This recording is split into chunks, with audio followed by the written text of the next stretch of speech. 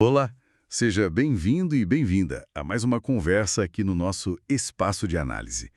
Hoje temos uma tarefa, e tanto, decifrar essa montanha de projeções econômicas que estão pintando o cenário para os próximos anos, né?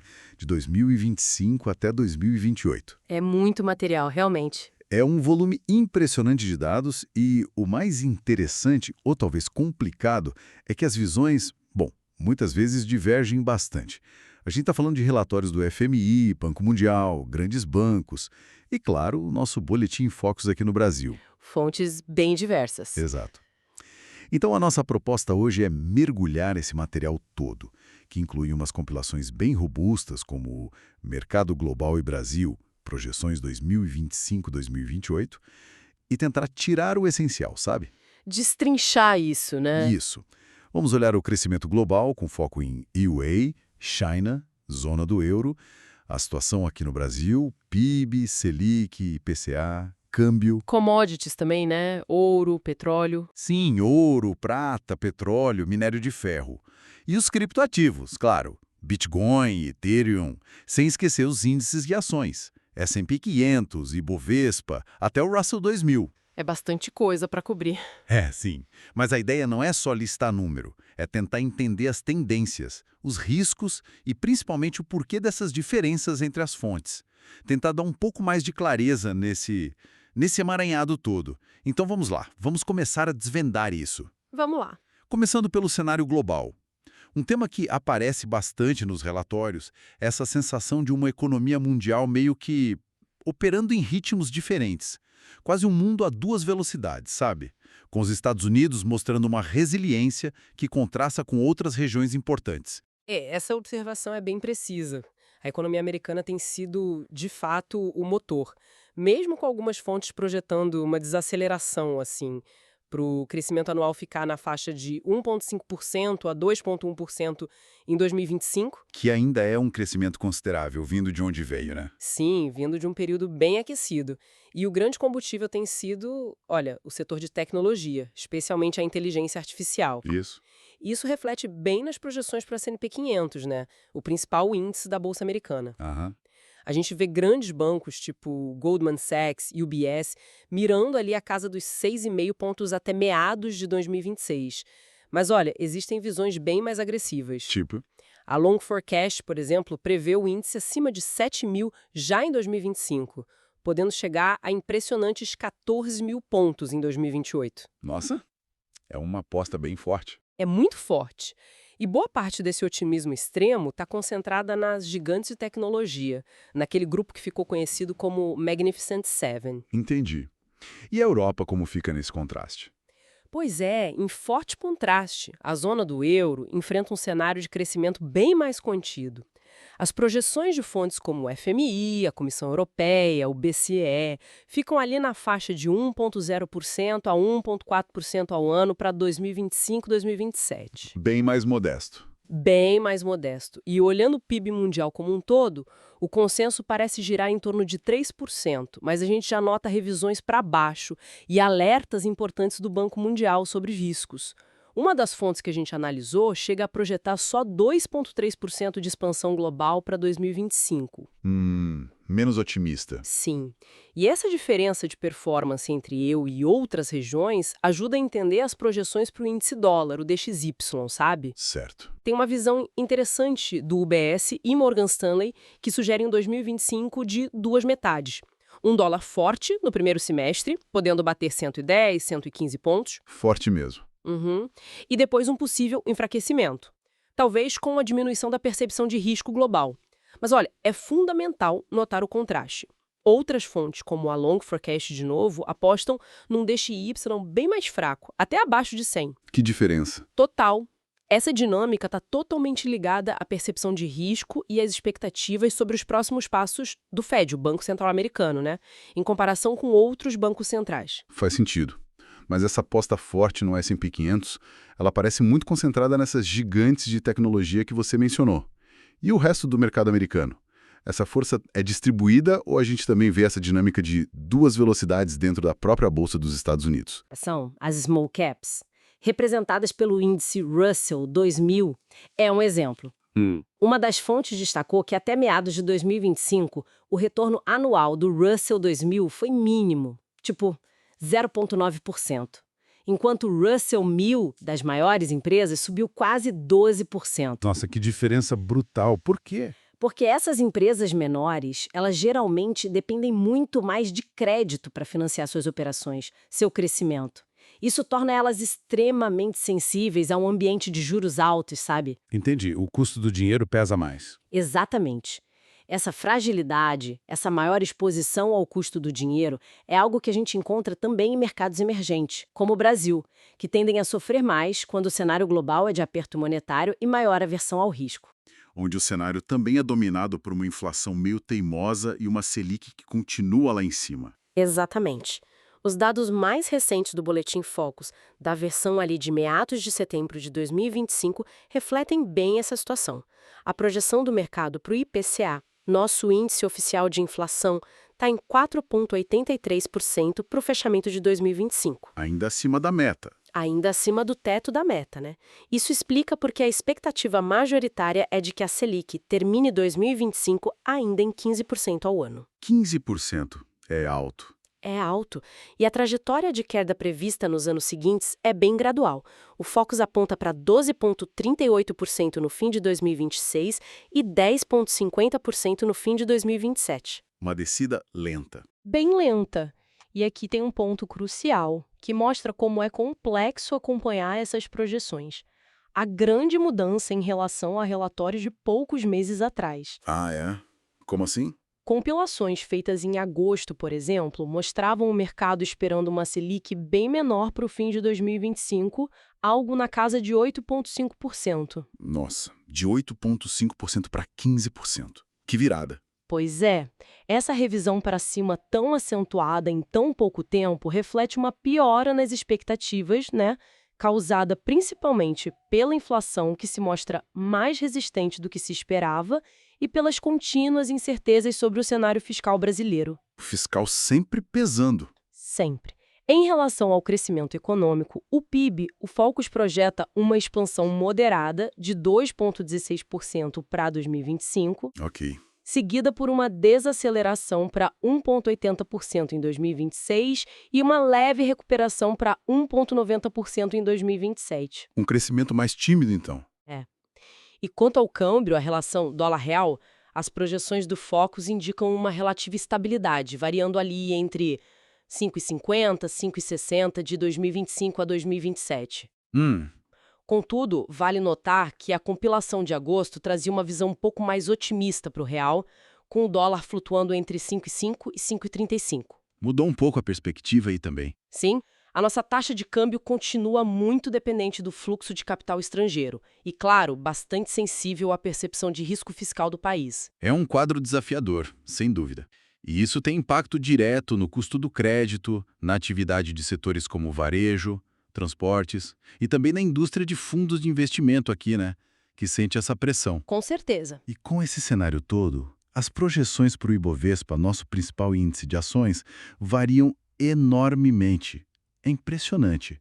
A gente vê o Itaú BBA, por exemplo, revisando a meta para a faixa de 145 mil a 155 mil pontos para o fim de 2025. Uma visão mais cautelosa. É. Mas aí você pega outras fontes, tipo a Long Forecast de novo, e os caras sugerem cenários que vão de 149 mil em 2025 até surpreendentes 300 mil pontos em 2028. 300 mil. É uma diferença brutal. Brutal. O que explica uma diferença tão grande assim nas expectativas para a nossa bolsa? Olha, essa amplitude reflete justamente essa combinação das incertezas que a gente mencionou. As projeções mais otimistas, como essa da Long Forecast, parecem embutir um cenário de forte recuperação global, queda mais rápida dos juros aqui e lá fora. E talvez uma melhora fiscal aqui dentro. Exato. Talvez uma melhora significativa na percepção de risco fiscal brasileiro. Um cenário que hoje, parece menos provável para a maioria dos analistas. Entendi. Já as projeções mais conservadoras, como a do Itaú BBA, refletem a visão que predomina mais: juros altos por mais tempo, crescimento global moderado e essa contínua necessidade de atenção à questão fiscal doméstica. Faz sentido.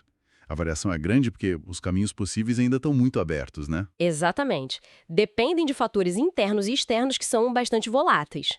Essa volatilidade toda e a dependência de fatores externos que a gente vê no Ibovespa, elas se refletem também, e talvez de forma ainda mais acentuada, nas commodities e nos criptoativos, né?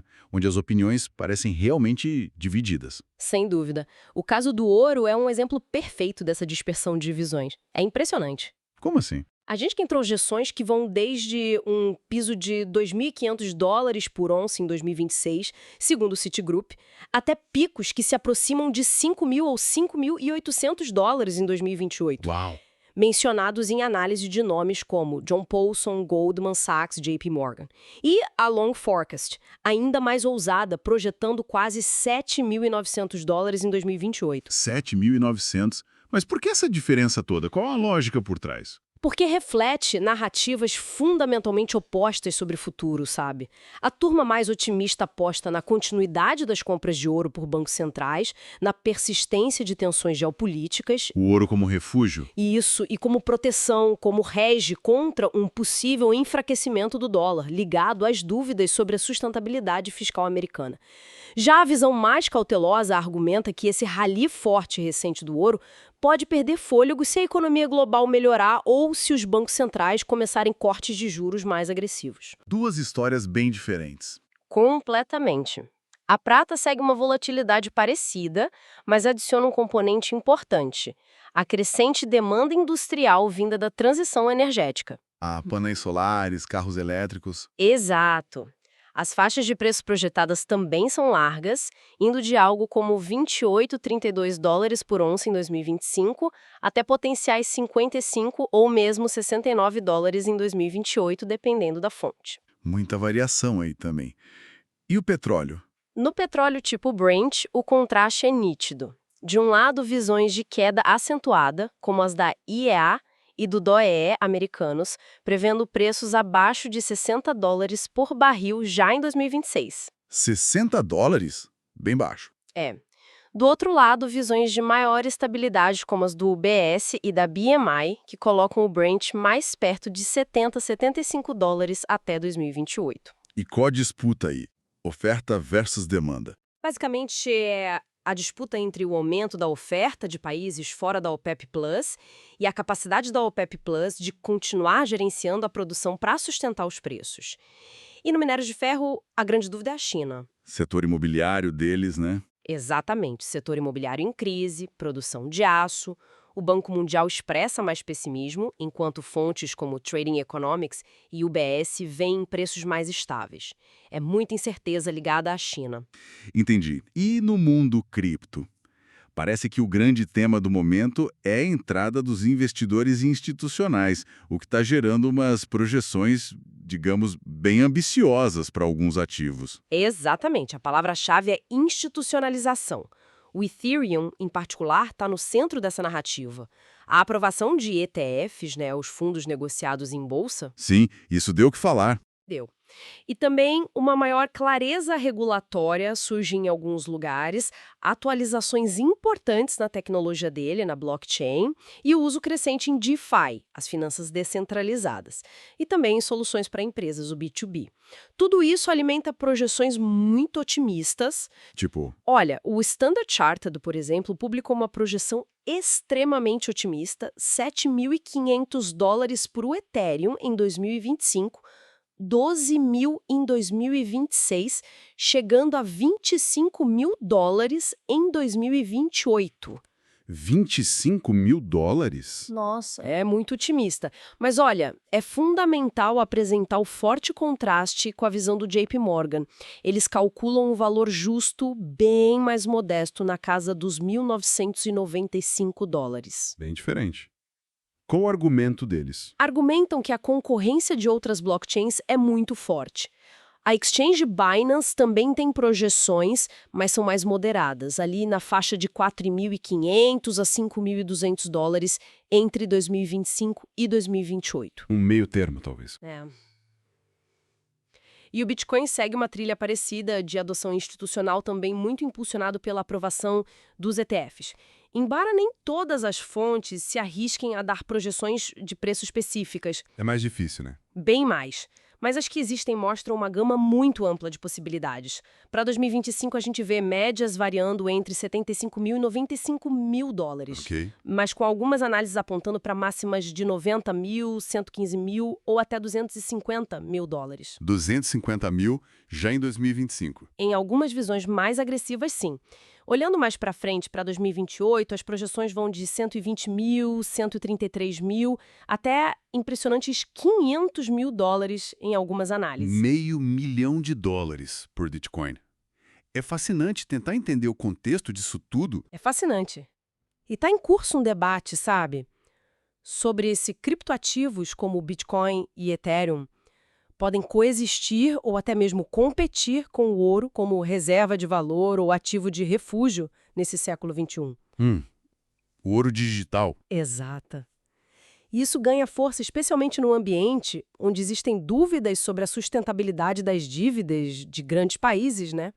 E, consequentemente, sobre o valor futuro das moedas fiduciárias tradicionais. Soma isso a um cenário geopolítico cada vez mais tenso. Certo. Ok, depois de navegar por tantos números, tantas visões diferentes, como a gente pode organizar isso? Quais são as grandes linhas de força, as tendências mais claras e os principais alertas que emergem da leitura conjunta desses relatórios? Bom, tentando sintetizar, a gente pode destacar algumas tendências principais para 2025, 2028, que aparecem de forma recorrente nas fontes, né? Vamos lá. Primeira, esse crescimento global diferenciado, às duas velocidades, com os Estados Unidos mostrando, por enquanto, pelo menos, mais força que outras grandes economias. Ok. Segunda, o domínio do setor de tecnologia nas bolsas globais, um número restrito de mega empresas impulsionando os principais índices. As Magnificent Seven de novo. Elas mesmas. Terceira, uma adoção institucional crescente de criptoativos, que começam a ser encarados por uma parte do mercado como uma nova classe de ativos. Certo. E quarta, a consolidação do ouro como um refúgio financeiro relevante, sustentado pelas compras de bancos centrais e pela busca geral por proteção em tempos de incerteza. Essas seriam as tendências. E os riscos? Do lado dos riscos, também vemos fatores que se interligam. Primeiro, a incerteza política e fiscal. Isso vai desde as indefinições sobre políticas comerciais nos Estados Unidos até o nosso persistente desafio fiscal aqui no Brasil. Que não é pequeno. Definitivamente não. Segundo, possíveis desequilíbrios entre oferta e demanda em commodities importantes, como o aumento da produção de petróleo fora da OPEP+, ou a dúvida sobre a demanda chinesa por minério de ferro. Terceiro, a volatilidade e a fragilidade das empresas de menor capitalização, as small caps, que a gente viu que são muito mais sensíveis aos juros altos. Certo. E quarto, as vulnerabilidades estruturais da economia chinesa, principalmente no setor imobiliário e o risco de deflação, que podem ter repercussões globais. E tudo isso se conecta, né? Exato. É importante entender que esses riscos não são isolados, eles se influenciam. Por exemplo, um aumento do protecionismo pode frear o comércio global, o que pressionaria os preços das commodities, impactando diretamente economias exportadoras como a nossa. Fica bastante claro que o cenário para os próximos anos é, de fato, complexo, cheio de nuances. Essa ideia das duas velocidades parece se aplicar em vários níveis e principalmente marcado por um grau elevado de incerteza. Exato. A mensagem central que parece emergir, então, é a importância de não se apegar a um único número ou a uma única visão, né? Mas se entender a amplitude das projeções e, crucialmente, as diferentes razões por trás delas. Perfeito. E para finalizar com uma provocação, talvez conectando alguns desses pontos que a gente discutiu. Manda. Considerando a força estabelecida do ouro como refúgio tradicional e, ao mesmo tempo, essa ascensão institucional das criptomoedas, mesmo com toda a volatilidade delas, como será que a busca por proteção de patrimônio vai se reconfigurar nos próximos anos? Boa pergunta. Será que a gente vai ver uma competição direta entre ouro e criptoativos como portos seguros do futuro? Ou eles vão encontrar formas de coexistir e se complementar? Especialmente se essa desconfiança em relação às grandes moedas fiduciárias e as tensões geopolíticas continuarem a dar o tom. Uma dinâmica interessante para acompanhar. Certamente vale a pena acompanhar de perto. Uma excelente questão para a gente refletir. Com essa provocação, então, a gente encerra a nossa análise de hoje. Agradecemos muito a sua companhia nesta exploração das projeções econômicas. Até a próxima!